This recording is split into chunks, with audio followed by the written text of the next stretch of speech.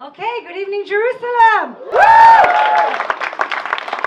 Okay, unlike David Horowitz, I have no problem with saying fuck as many times a day as I possibly can. And I was very, very happy that I was invited tonight, not just because it's the coolest place in town to be here at these nights, but because I got to hear my mother say fuck up in a heavy Moroccan accent. What is this fuck up night you're doing tonight? And just for that, it was worth coming here. So my name is Fleur Hassan-Nahoum, and I have to admit it's a bloody nightmare to have that name in this country. First of all, because it's almost like a punishment, I swear. First of all, because Fleur, nobody can pronounce, okay? So the Americans call me Floor.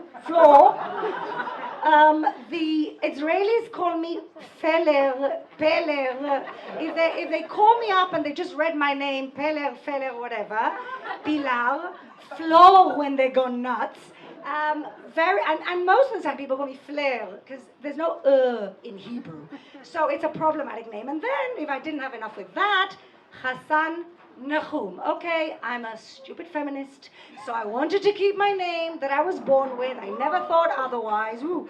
And that's Hassan. Now, where I come from, Hassan is a Jewish name. When I'm in Ben Gurion Airport, I am a terrorist suspect.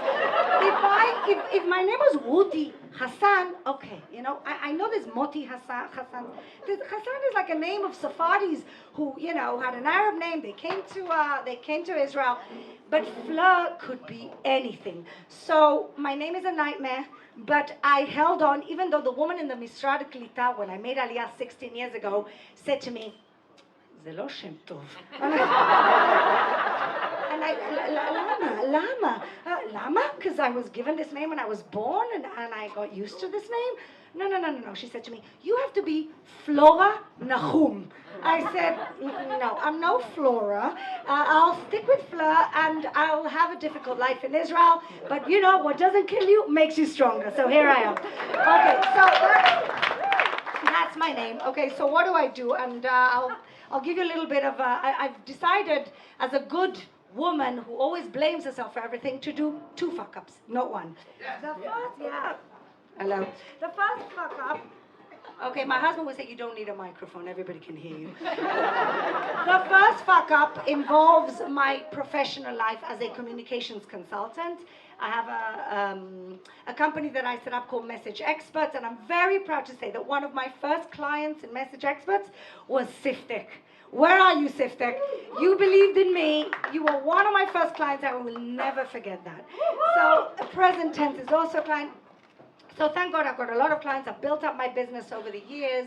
And what I always say to people is that I help people take ideas and turn it and verbalize it into effective messages and deliver it in an effective way. That's what I do in my business.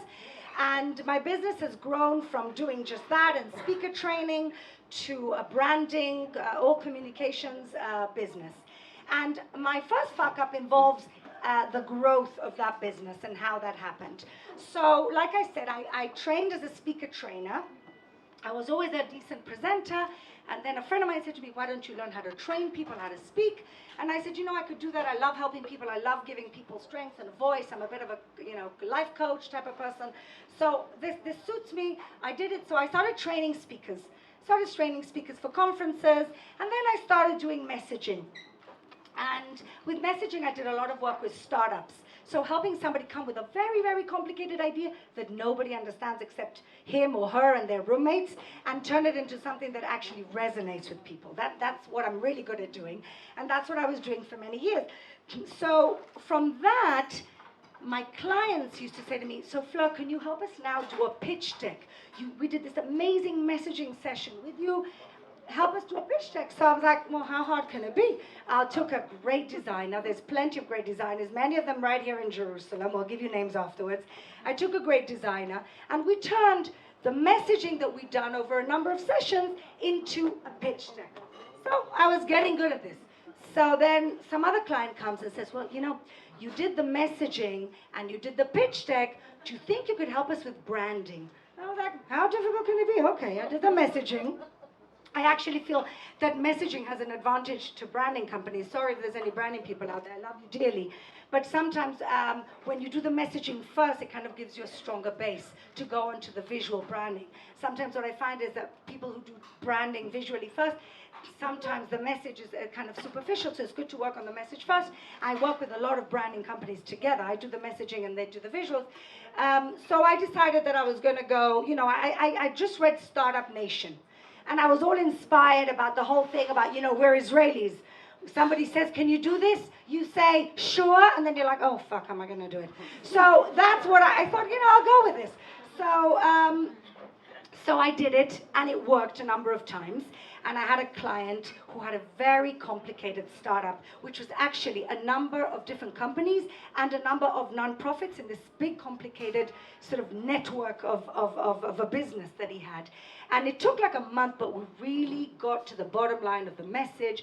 The guy had a fantastic narrative that we'd put together. And after a month, he said to me, he calls me up, I've got an investor meeting next week. Could you do a PowerPoint, a pitch deck in a week? So I call my designer, can we do a pitch deck in a week? She says yes. So I said, okay, sure. In a week, the guy had an amazing, fantastic pitch deck. And then I started getting a little bit too confident.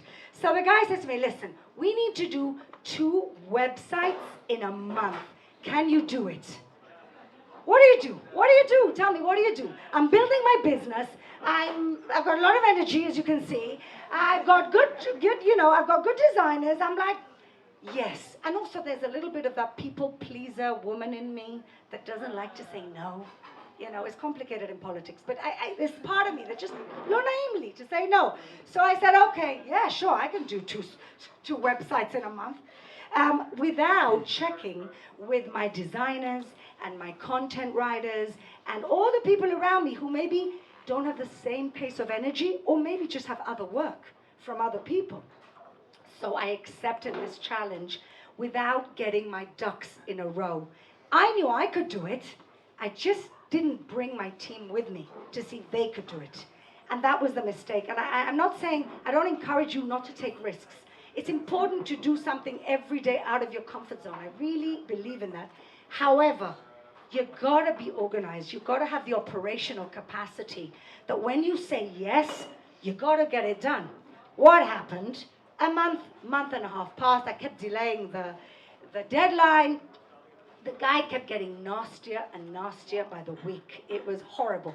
I mean, I've worked with other people where we've had deadline issues, but this guy obviously, I don't know. He obviously had his own issues. I'm not going to psychoanalyze him.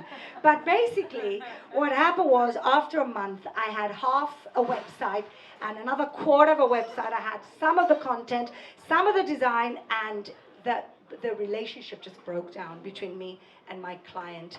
And at one point, and I guess I'm proud of myself for this one little thing, I said, listen, if you're already talking to me like this is no longer a beneficial relationship that's going to get us anywhere. So, you've given me a deposit. If you want to take it back, take it back. We're not going to continue with this. And that was that. And that was, what I consider quite a big fuck up in my professional growth of my company. But it taught me a lesson. And that is, again, be brave. Yes, take risks. But make sure that you have the operational capacity to do what you say you're going to do. Okay, so that's one fuck up. Next fuck up. I told you I like saying fuck. Next fuck up, that's political. There's always a political fuck up. There's usually one a week. But I guess my biggest political fuck up was when I ran for election to the municipality almost 3 years ago. It was 2013. I met a group of people that really inspired me called the Yerushalmim, which at the time was led by Rachel Azaria, who today is a member of Knesset with the Kulanu party. And I was asked to join the list, and I said, fuck it. No, I'm somebody who grew up in a political family. It gives me meaning to my life. It gives me a reason to wake up in the morning. I love doing something for society. I love to advance. I love to have impact. And so I couldn't say no. When I was asked, I said, this is it. I'm doing this, and I'm going to do the best I can. And we ran a very, very good, effective campaign. I did the messaging, of course. They got me for free. I did the messaging. We ran a great campaign. Our message resonated. We did a great build up to the campaign. But we forgot one thing. And this was my second fuck up. The one thing was that on election day, we didn't get to the finish line strong. In other words, we had a fantastic campaign. We really did. But the last day, the day of the election, is worth at least a mandate. A mandate is about 6,000, 7,000 votes. And that is the operations that you have on election day. That is the volunteers that you have outside every single kalpi, pushing people, the colors of your party, the brand of your party. You're making sure that you're very present. But what happened to us? Our volunteers, and I adore our volunteers are married people with children. Other parties had volunteers who were students, who were people with time on their hands, or they paid for people to stand outside the kalpis. And we were trying to be righteous. No, we want people who believe in our cause. We want people who will stand there and talk about our values. But we didn't decently plan for a very effective operation on election day. So what happened? At the end of the election day, with all the polls saying we were going to get 4 mandates, and I remember that night very, very clearly, I was number 4 on the list. Okay, so you understand. If we would have gotten three seats, I would have had a rotatia, I would have rotated with somebody. So after 2.5 years, I would have been a city councillor anyhow. But as the night went on, we went from the counting, we went from 4 mandates to 3 mandates to 2 mandates. It was a tragedy because we really missed the 3rd mandate by like 200 votes. We really missed it by nothing, and there's many reasons why we missed it. I'm not going to blame everything on the operation of the day, but we didn't get our act together on that day the way that we should have. So, originally, I didn't get in. I was number 4, we got 2. If there was a rotatia, it would be between 2 and 3. 4 would not appear. So what did I do? Well, I stayed in bed for 2 days, listening to Joni Mitchell. Does anybody here know who Joni Mitchell is? Nathan, Debbie, that's it, right? Maybe over here, and yeah, over 40s, Joni Mitchell. Yeah. So Joni Mitchell, which is the best music to listen to when you're deeply depressed about a fuck up. I adore her. For 3 days, my husband at one point said to me, "Are you gonna get out of bed at any time? There's 4 children to deal with."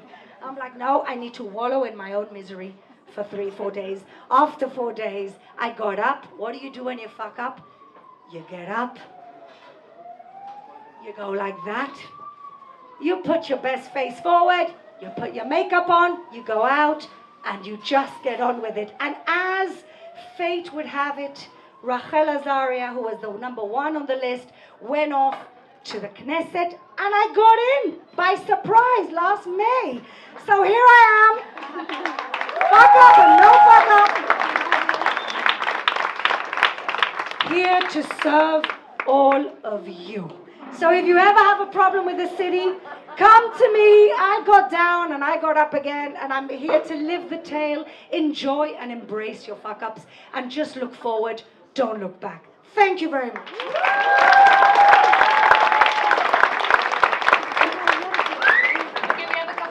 Questions? Over there? Yep.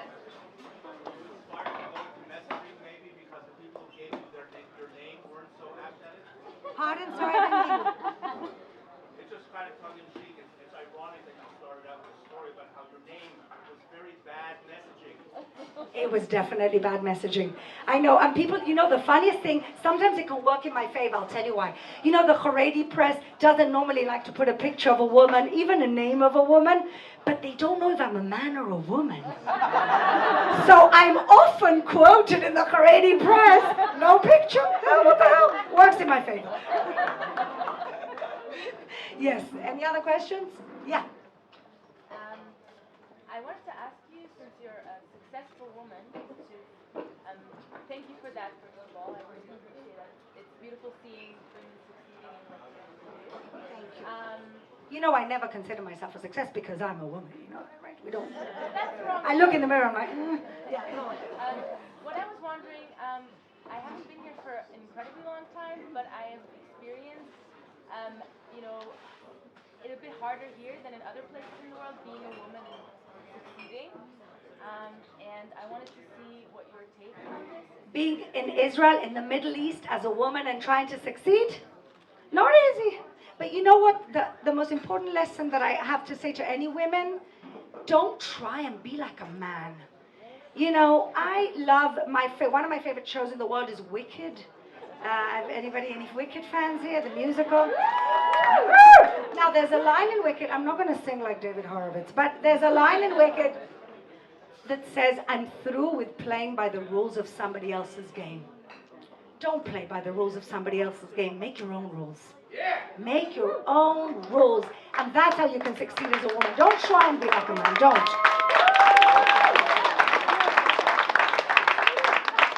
Yes. It's not a question, it's a request. Sure. As a city council member. Yes. Please do what you can to keep Lev Smadar open. We're trying very hard to keep Lev Smadar open. When I leave here, I'm going to go to another conference on Emek Rephaim about keeping Jerusalem pluralistic, about having a place that is good for everybody. I believe pluralism is everybody, from the ultra-Orthodox to the total atheist Chilonim.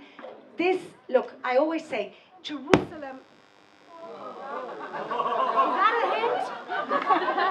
Is that like, shut the fuck up? Does that work? I truly believe that whatever we can solve in Jerusalem resonates across the world. Whatever we fix here has ripples all over the world, because Jerusalem in the old kingdom was supposed to be a place not of any tribe, not of any one tribe. It was the place where all tribes met. And it's a place that's supposed to include all tribes. So anything we can fix here resonates not just with the Jewish people and with our region, resonates around the world. And that's why I'm dedicated to fixing things here. And whoever wants to join me, come and join me. We need good, active people, energetic people. Jerusalemites were saying, we're here, we're queer, get used to it. We're staying.